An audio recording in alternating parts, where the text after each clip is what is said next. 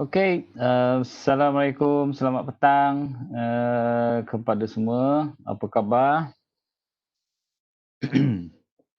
Cuba onkan dulu video dengan ini video, cuba onkan video dulu.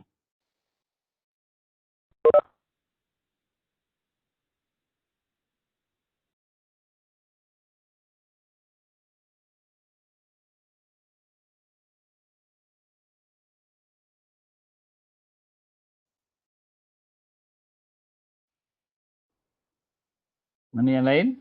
Onkan video dulu.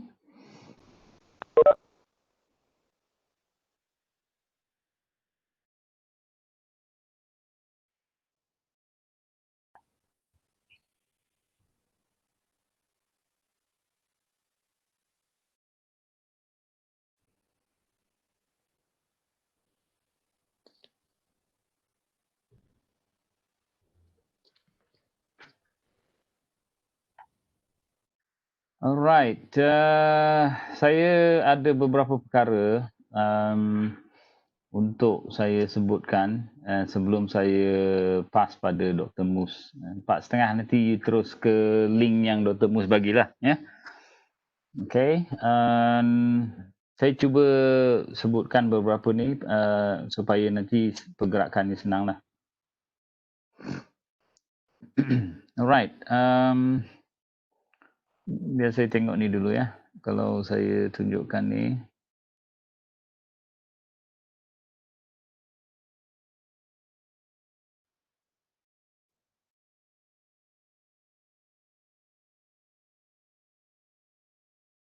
Okey. Kalau you tengok link tu,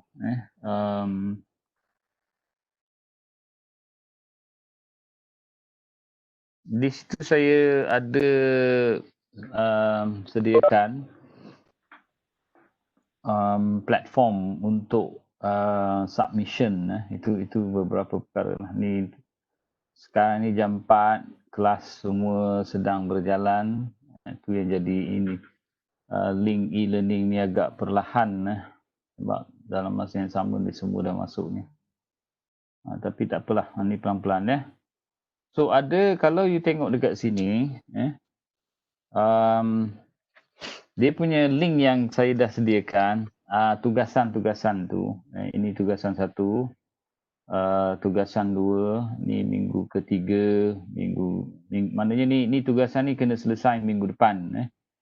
Minggu depan, and ni minggu satu lagi, tugasan yang kedua. Kemudian tugasan yang ketiga, research design, and then tugasan yang keempat, article review. Yang ni tugasan yang 5, brief proposal. Ada 2 ni, kuantitatif dengan kualitatif. So maknanya you kena selesaikan lah ni, kalau tak silap ni minggu ke-12 ni ya. Minggu ke-12, so you ada masa 11 minggu untuk menyelesaikan proposal ni. And then finally, minggu ke-13, dia punya video pembentangan. Video pembentangan ni sebenarnya dia bukanlah sesuatu yang berbeza, tetapi sebenarnya dia yang ini daripada tugasan 5 dan 6. Yang kuantitatif ni yang inilah ada videonya, dan yang ke-6 ni, tugasan 6 ni videonya yang ke-8. So ini tugasan ni dalam kumpulan. Saya berikan kebebasan kepada you untuk membuat pembentangan ni, untuk membuat tugasan ni. Kalau yang macam literature review ni, tugasan 1, tugasan 2, kemudian tugasan 3 dan tugasan 4. Ini bersifat individu. Okay? Bersifat individu. So masing-masing buatlah. And then ni yang tugasan 5 sampai 8 ni tugasan kumpulan. Saya tak pasti kita ni berapa ramai, tapi kalau saya boleh sebutkan dekat sini, since dia ada 2 perkara kat sini, kuantitatif dan kualitatif ni. So saya cadangkan satu kumpulan 2 orang, satu kumpulan 2 orang, okay. And nanti you buka besok ke bila-bila lah secepat yang mungkin untuk you discuss dalam kalangan you, siapa nak partner dengan siapa, you decide. Lepas itu dalam group nanti you bincangkan dalam group WhatsApp tu, you bincangkan untuk perbincangan kumpulan ni mungkin you boleh gunakan Google Meet ke Zoom ke apa ke Webex ke, you buka sendiri and then you jumpa, you discuss macam ni lah, you discuss macam mana nak pilih kumpulan. And kemudian lepas itu mungkin you boleh tetapkan apa nama tu, then you boleh discuss macam mana caranya dan sebagainya lah, terserah kepada you. Jadi pembagian kumpulan dan cara mana untuk berbincang itu saya serahkan kepada you punya kreativiti. Sebenarnya proposal ni pun sama yang saya sebut ni, proposal ni sebenarnya boleh digunakan, boleh menggunakan daripada tugasan 1, 2 dan 3 dan 4 itu terserah kepada you. Saya pun dah sebut pada kelas yang lepas. So settlekan yang itu and supaya you boleh buat tugasan itu dengan secepatnya. Okay, now ini ada beberapa maklumat yang saya beri ni kalau you tengok kat sini. Ini saya sengaja masukkan link ini, sebuah universiti. Di sini you boleh tengok dan explore University of West Florida. Daripada link ini you boleh explore di sinilah literature review, conducting and writing. So you pergilah satu-satu sini tengok sebelah kanan ni. What is literature review? What is literature review tutorial dan sebagainya ni. So you klik satu-satu tengok macam mana. Belajar. Kemudian dia ada video ni. Literature review and overview dan sebagainya. Kalau you klik kat sini nanti dia ajar you. Okay. Alright. Nah. Itu contoh yang saya dah masukkan dalam dalam e-learning. So you boleh tengoklah dekat situ. And ini sample of literature review dan review. Ini macam-macam. Saya sengaja masukkan. So you check satu-satu. Contohnya macam ni. Ni dia contoh yang dibagikan. West Florida tadi tu dia bagikan contoh macam mana buat literature review dan menulis literature review tu. So, jadi nanti jangan lupa you semak dekat situ. And nanti kalau ada bahan-bahan tambahan, saya akan upload. Okay. Tentang urusan tugasan, perbincangan, ada apa-apa yang nak ditanyakan? Ada tak? Alright, kalau tak ada, so ni struktur perbincangan kita. Right? Jadi you semak ni literature review ni dalam dia punya link yang saya dah beri tu macam mana. Kalau you tengok tugasan dia, saya pun dah berikan cadangan macam mana tugasan itu boleh dibuat. Boleh dibuat. Inilah dia antaranya. Dah cari apa semua tu yang macam yang saya dah minta tu, cari dan buatkan dia punya ni aktivitinya. So inilah nanti jadual ini dan analisis yang di bawah inilah nanti yang akan digunakan sebagai tugasan 1. So jadi jangan lupa perbincangan ni. Sebab dia bila cerita literature review ni nanti bukan bermakna kuantitatif, kualitatif dan sebagainya, tetapi dia merujuk kepada satu aktiviti untuk meneroka permasalahan yang berlaku berkaitan dengan tajuk ataupun topik kajian yang kita nak laksanakan. So that is literature review macam mana kita buat. So jadi dengan aktiviti yang kita sediakan itu kita boleh dapat nampak macam mana kita boleh memahami permasalahan yang berlaku. Sebenarnya dalam hal literature review ni dan juga problem formulation ni, pelajar selalu menghadapi masalah problem formulation ni. Jadi kalau dalam problem formulation ni, kalau bila kita sebut problem formulation ni, maknanya kita formulatekan problem berdasarkan daripada literature review ni yang kita buat, kalau aktiviti yang kita minta dalam tugasan 1 tu literature review tu, you dah semak, kita minta 10, kemudian you buat analisis sedikit macam perbandingan dapatan-dapatan kajian yang you dah kumpulkan itu dia punya literature review, macam mana dia punya analisis, how we formulate dia punya problem. Sebenarnya apa permasalahan yang sedang berlaku sekarang ni. So that's the way. Kemudian satu lagi tugasan iaitu problem formulation ni, maknanya selepas kita menganalisis literature tu, kita dapat kenal pasti apa yang sedang berlaku sekarang. Okay, that's dia punya key point dia dalam aktiviti literature review tu. So, kita dah tahu apa yang kita dah apa yang berlaku sekarang ini.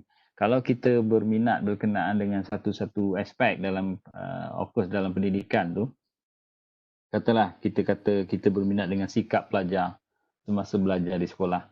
So jadi kita study tentang dia punya past studies, dia punya literature, kajian-kajian lepas berkenaan dengan sikap pelajar di sekolah. So daripada analisis literature itu ataupun kajian-kajian lepas itu, kita dapati bahawa sikap pelajar di sekolah ini ditentukan oleh banyak perkara. Mungkin kita dapat ada kajian melihat disebabkan oleh faktor ibu bapa, disebabkan oleh faktor sekolah, guru yang mengajar, faktor rakan sebaya. Ada juga yang buat kajian berkenaan dengan mengaitkan permasalahan sikap pelajar semasa belajar di sekolah itu dengan diri pelajar itu sendiri. So, dosa dia punya kajian-kajian lepas yang pernah dibuat berkenaan dengan sikap pelajar semasa belajar di sekolah.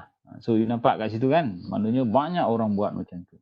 Jadi, daripada analisis itu, you nampak ada satu aspek yang sangat menarik untuk diteroka. Especially, katalah, daripada analisis literature itu didapati bahawa faktor ibu bapa masih lagi relevan daripada kajian-kajian yang kita dah kumpulkan itu. Kita nampak banyak orang membuat kajian berkenaan dengan faktor ibu bapa. So jadi sekarang ni itu dikata merupakan satu trend ataupun kajian-kajian yang sedang orang teroka berkaitan dengan sikap pelajar semasa belajar di sekolah.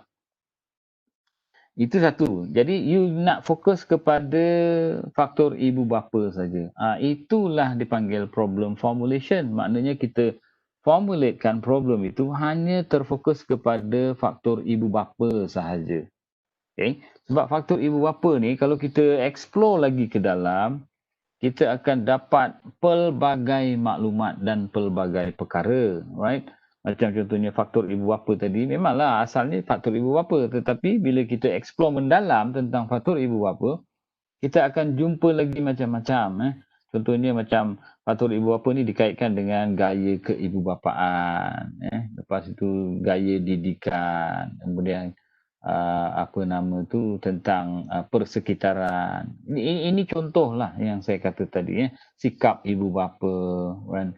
And personality ibu bapa. So macam-macam you boleh kaitkan dekat situ. Jadi itu yang saya kata tadi, daripada banyak-banyak faktor tadi yang kita dah identify semasa kita buat literature review tu, so kita nampak ada satu faktor yang sangat menarik saya untuk saya teruskan kajian saya, iaitu faktor ibu bapa. Itu satu aspek. Ada juga ketikanya, kadang-kadang bila kita review literature tu, bila kita review tu, kita dapati ada banyak-banyak faktor tadi. Saya tak berminat kepada faktor ibu bapa. Tetapi I am more interested of studying faktor pelajar itu sendiri. Alright? Jadi you dah tetapkan, okay, ini dia faktor pelajar yang menyebabkan sikap mereka pelbagai semasa belajar di sekolah. So jadi bila you dah fokuskan dekat situ, itulah dia problem formulation. Maknanya kita dah identify, kita dah specify apa fokus yang kita nak berikan kepada dalam kajian kita. Jadi daripada banyak-banyak tadi, kita hanya fokuskan kepada faktor pelajar itu sendiri. So those are the process. Tapi peringkat yang pertama mestilah dia punya dulu. Sebab kita nak tahu permasalahan berkaitan dengan sikap pelajar. Jadi selepas kita dah review, kita dah analisis literature, akhirnya kita berminat kepada faktor pelajar. Bila you pergi kepada faktor pelajar pun you explore lagi lebih mendalam, cari lagi kajian-kajian yang hanya bercerita tentang faktor pelajar berkaitan dengan sikap mereka semasa belajar di sekolah, kita akan temui lagi banyak kajian-kajian berkaitan dengan faktor pelajar. Tadi kata motivasi lah, personality pelajar lah. Kita nak tahu sikap dia ni. Kaitannya dengan personality, kaitannya dengan pencapaian, macam-macam. Jadi itulah dia kita formulatekan kepada yang lebih kecil. Yang dipanggil problem formulation. Jadi sebelum kita sampai kepada problem formulation, kita perlu ada apa nama tu, literature review ataupun literature analysis tu. Sebab tu kita minta you cuba buat yang ini, tugasan literature review ni, supaya you dapat nampak daripada jadual yang kita cadangkan di sini, supaya you mempunyai, sebenarnya kita sebut sini macam-macam lah, 10. Kalau nanti bila you buat kajian you sebenar, you boleh buat macam ni. Sebenarnya banyak lagi software yang boleh digunakan, macam EndNotes, NVivo, untuk melaksanakan aktiviti literature review ni. Nanti saya akan share juga selepas ni mungkin macam mana kita gunakan software yang percuma nak membuat literature survey nanti. Okay? So, jadi bila kita cerita berkenaan dengan ini, dah cerita berkenaan dengan literature review, kita dah cuba buat literature review dan kita dah cuba formulatekan problem ni, and then lepas tu barulah kita pergi kepada macam mana kita melihat kepada framework kajian itu, sama ada kuantitatif ataupun secara kualitatif. Kita nak buat kajian tu, barulah kita pergi kepada tajuk yang berikutnya, iaitu research design. Ini pun ada tugasan dia, tugasan research design. So kita akan berbincang berkenaan dengan research design. So dia ada 3 research design dekat sini, quantitative, and then qualitative, and then mixed method. Okay, mixed method. So you tengok dia punya flow of topics dalam kursus ini. Okay. Jadi sekarang ni, selepas ini pada 4.30 dan seterusnya sampailah minggu ke-8. Sampailah minggu ke-8. Dr. Mus akan bercerita daripada literature survey and review, terus pergi kepada problem formulation, kemudian pergi kepada research framework, and then pergi kepada research design. Dr. Mus akan sentuh research design aspek kuantitatif. Design kuantitatif. Dia tak sentuh yang ini, And then dia akan masuk selepas itu topik population and sampling. Ini pun sama, population and sampling daripada perspektif kajian kuantitatif. Right? Dan sekarang ni kita tengah berbincang berbincang berkenaan dengan pendekatan ni, Dan dia akan berbincang tentang population and sampling daripada perspektif kajian kuantitatif. Dan seterusnya dia juga akan berbincang tentang research instrumentation, pun sama dalam perspektif kajian kuantitatif. Okay? And then selepas daripada itu, dia akan bercerita tentang data collection and data analysis in quantitative study. Alright, in quantitative study. Okay? And then, dia terus kepada research proposal and report. Macam mana kita boleh menghasilkan. Ini sangat penting lah. Dia punya flow dia ni untuk membantu kita menyiapkan tugasan 5 dan 6, termasuk 7 dan 8. Okay? So, the flow ni, Dr. Mus akan cuba bimbing untuk melihat kajian ini daripada perspektif kuantitatif. Alright? Manakala selepas minggu ke-8 tu, minggu ke-9, saya akan sambung discussion tu, problem formulation, research framework, and then research design, tetapi saya akan fokuskan kepada 2 pendekatan, iaitu research design ataupun reka bentuk kajian kualitatif dan juga mixed method. Okay, kualitatif dan mixed method. So saya akan fokus kat situ. Dia punya flow dia sama.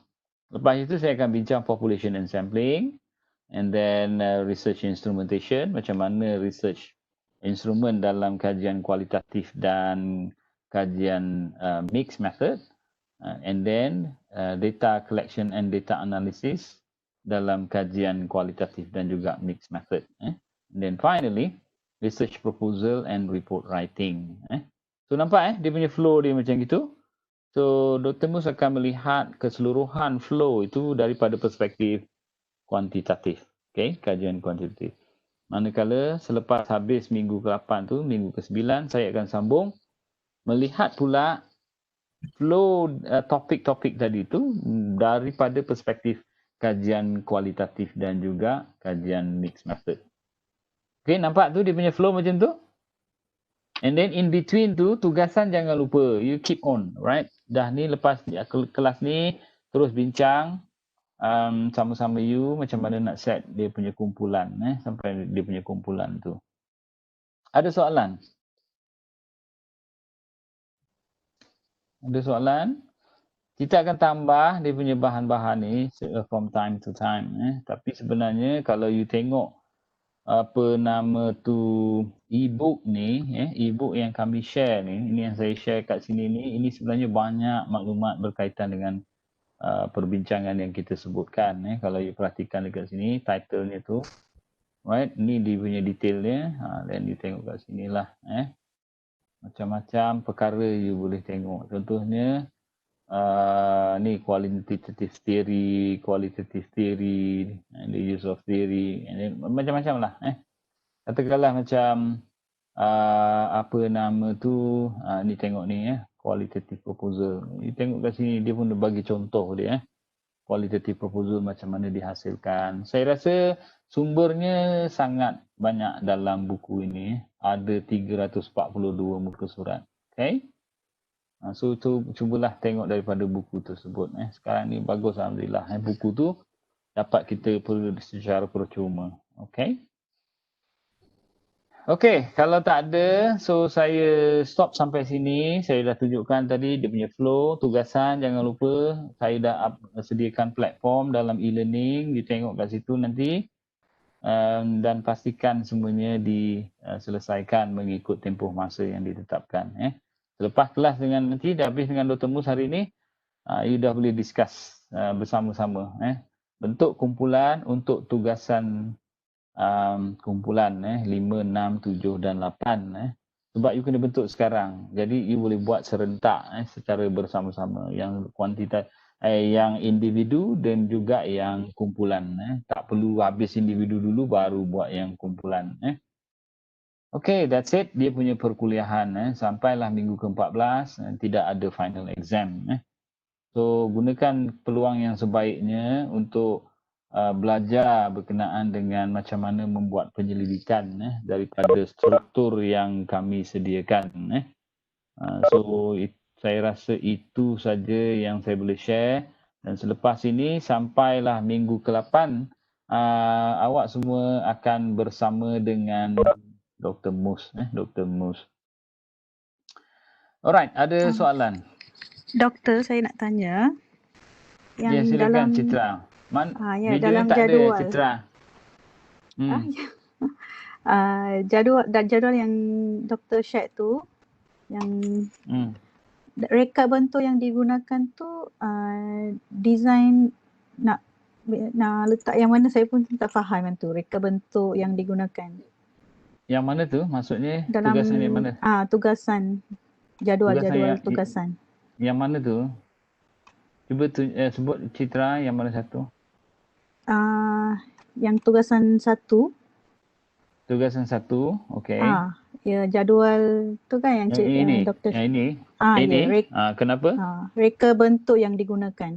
Reka bentuk yang digunakan tu, kalau you macam contohnya ni kan yang saya sebut ni, katakanlah you cari satu artikel berkaitan dengan you punya topik of interest tadilah you cari, you dapat satu artikel. So nama artikel tu siapa yang buat artikel tu, nama dia lah.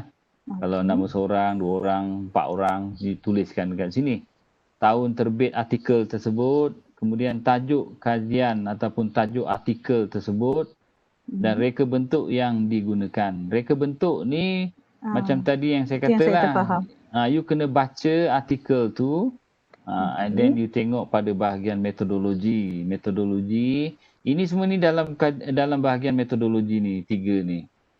You tengok metodologi yang mereka gunakan dalam artikel tu, apa reka bentuknya. Kalau you tengok, ni reka bentuk kuantitatif. So, you sebutlah reka bentuk yang digunakan kat sini kan, kuantitatif. Kemudian sama juga populasi. Macam mana populasi? Adakah dia menggunakan apa? Secara random ataupun secara tidak random, secara rawak ataupun secara tidak rawak. Ini you kena tengok, you kena baca artikel tu lah. And then instrumen yang digunakan. Kalau instrumen itu dia gunakan questionnaire, so you tulis kat sini lah questionnaire, ataupun soal selidik, ataupun kalau dia gunakan interview, you tulis kat sini interview. Macam itulah. Ini dia dalam bahagian metodologi artikel tu. Then you nampak. And then ini dapatan kajian dia lah. Macam biasalah. Daripada abstract artikel itu ataupun dalam bahagian dapatan kajian artikel berkenaan. Okay? Okay, faham doktor. Terima kasih. Tulis 1, 2 sampai 10 ni kan. Lepas itu dah tulis ni, then you buatlah analisis berkenaan dengan kajian-kajian ini. Okay? Okay, faham doktor. Alright. Okay, ada yang lain? Kalau tak ada, kita off dia punya session ni, and then you continue dengan Dr. Mus at 4:30. Sampailah selesai pada minggu yang ke-8. Maknanya you akan jumpa balik dengan saya pada minggu yang ke-9. Okey, tak ada. So, terima kasih banyak. Mudah-mudahan perbincangan kita ni bermanfaat dalam proses membantu kita menguasai kemahiran penyelidikan dalam pendidikan. Dan jangan lupa jaga SOP. Sekarang ni kita sedang dalam keadaan berjaga-jaga. SOP, kalau tak perlu pergi ke tempat yang ramai-ramai ni, tak perlu jangan pergi. Tempat nak makan angin pun tak apalah. Sekarang ni kita tangguhkan dulu. Kita tak tahu apa yang ada di luar tu. Okay, so sentiasa jaga SOP, take care. Kalau ada pun masalah, jangan lupa share dengan kami, dengan saya dan Dr. Mus. Alright, okay. Terima kasih banyak. Nanti sampai kita jumpa lagi.